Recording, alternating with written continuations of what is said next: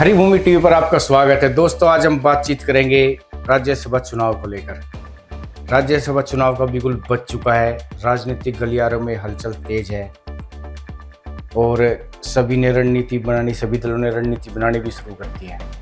अगर हम step to step sequence wise अगर बातचीत करें तो हरियाणा में 2 राज्यसभा सीटों पर चुनाव होने हैं।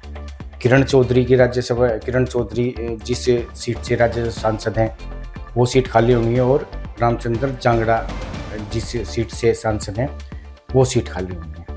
अभी तक की जो परिस्थितियां हैं चुनाव की, उनको देखते हुए हम बताएं आपको कि विधायकों की संख्या बल के हिसाब से भाजपा और कांग्रेस दोनों के खाते में एक सीट जाती नजर आ रही है। भाजपा के पास कुल 48 विधायक हैं, 3 विधायक निर्दलीय हैं, सावित्री जिंदल जो हिसार से, गन्नौर से देवेंद्र कादियान और बहादुरगढ़ से राजेश जीवन, इनका समर्थन भाजपा को है। टोटल भाजपा के पास 51 विधायक हो गए, यानी कि विधायकों की 51 वोट हो गए।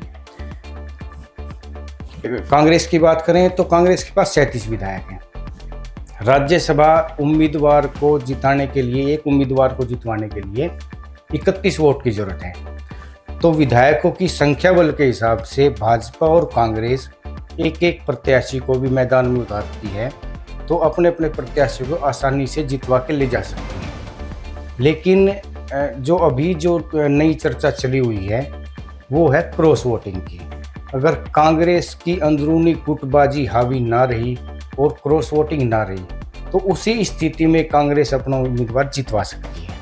अगर क्रॉस वोटिंग होती है कांग्रेस की तरफ से या कांग्रेस विधायकों में फूट सामने आती है तो भाजपा इसका फ़ायदा उठाएगी और इस बार भी दोनों अपने प्रत्याशियों को जितवा के ले जा सकती है।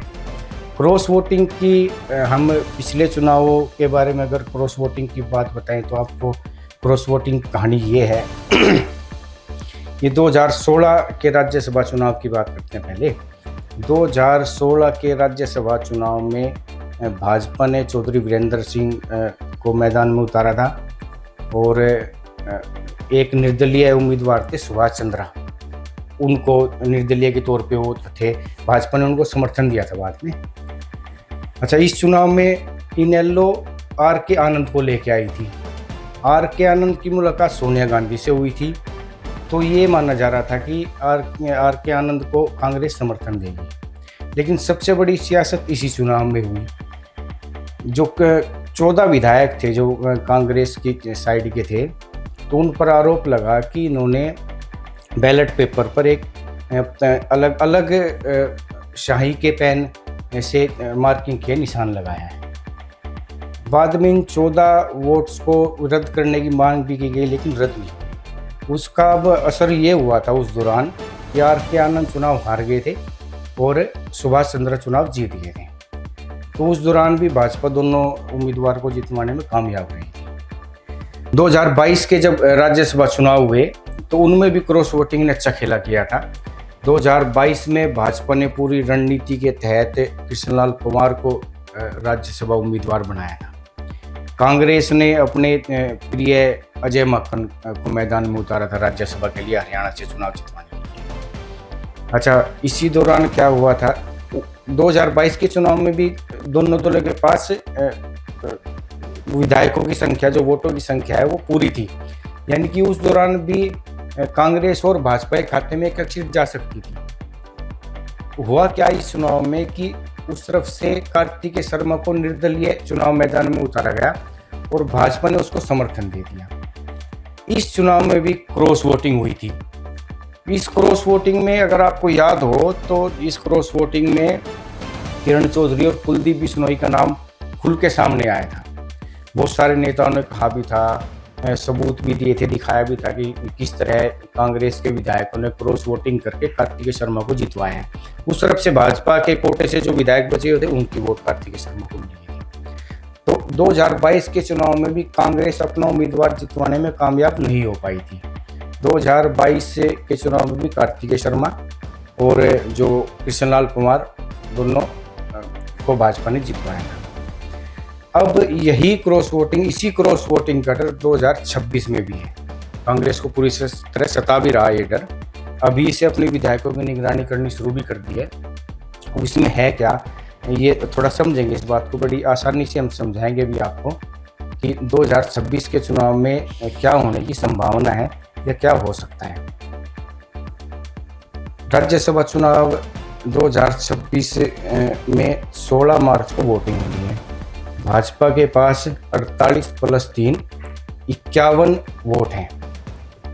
कांग्रेस के पास 37 वोट हैं, 37 विधायक हैं, यानी कि 37 वोट लगा लो कांग्रेस के कोटे से। राज्यसभा उम्मीदवार को जीतने के लिए 31 वोट की जरूरत है। कांग्रेस भाजपा जो है अपने 51 में से 31 वोट दिलवाकर अपने एक उम्मीदवार को आसानी से जितवा सकती है। अब भाजपा के पास बचे हैं 20 वोट उसके कोटे से, विधायकों की संख्या के हिसाब से। तो 20 अगर भाजपा दूसरा प्रत्याशी उतारती है मैदान में तो 20 वोट काफ़ी नहीं है दूसरा प्रत्याशी जितवाने के लिए। इसलिए उनकी नज़रें रहेंगी कांग्रेस की फूट पर और कांग्रेस के नेताओं में से क्रॉस वोटिंग करवाने को लेकर। यह तो होगी भाजपा की बात। अब इस तरफ कांग्रेस की बात करें तो 37 विधायक हैं। 37 विधायक में से अगर 31 विधायक भी इकट्ठे हो जाते हैं, जो कि कांग्रेस बड़ी जद्दोजहद में इसमें 31 विधायक अगर इकट्ठे हो जाते हैं और एक जगह वोट करते हैं उम्मीदवार को तो आसानी से जितवा सकते हैं। लेकिन अगर कांग्रेस की फूट के चलते या अंदरूनी कलह के चलते ना, अगर भाजपा कांग्रेस में सेंधमारी करने में कामयाब हो गई तो कांग्रेस के अगर 8-9 विधायक भी अगर भाजपा की तरफ आते हैं और क्रॉस वोटिंग करते हैं तो जो भाजपा के कोटे से बची हुई 20 सीटें हैं वो, प्लस कांग्रेस के अगर भाजपा कामयाब होती है क्रॉस वोटिंग करवाने में तो कांग्रेस के मान लो कि 9 लगा लो आप, 9 विधायक। और जो इनेलो है, इनेलो किसकी तरफ जाए भी एक महत्वपूर्ण सवाल है। लेकिन जो पहले चुनाव में ये देखा भी गया है कि इनेलो तकरीबन भाजपा की तरफ ही रही है। तो इस तरह अगर भाजपा के 20 और कांग्रेस के 8, 9, 10 विधायक अगर क्रॉस वोटिंग में आते हैं और इनेलो भी भाजपा का साथ देती है तो भाजपा अपने दोनों उम्मीदवारों को आसानी से जितवा सकती है। लेकिन अभी तक ये माना जा रहा है कि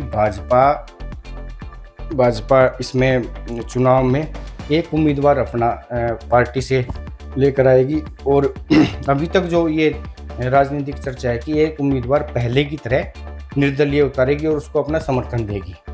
उसी उम्मीदवार के लिए कांग्रेस इनेलो को भी भाजपा इनेलो को भी मनाएगी और कांग्रेस में भी सेंध लगाने की कोशिश करेगी। अब कांग्रेस के सामने चुनौती है कि अपने विधायकों को कैसे एकजुट करें और कैसे क्रॉस वोटिंग होने से बचाएं। ऐसी ही राज्यसभा की अपडेट के लिए बने रहे हरिभूमि के साथ।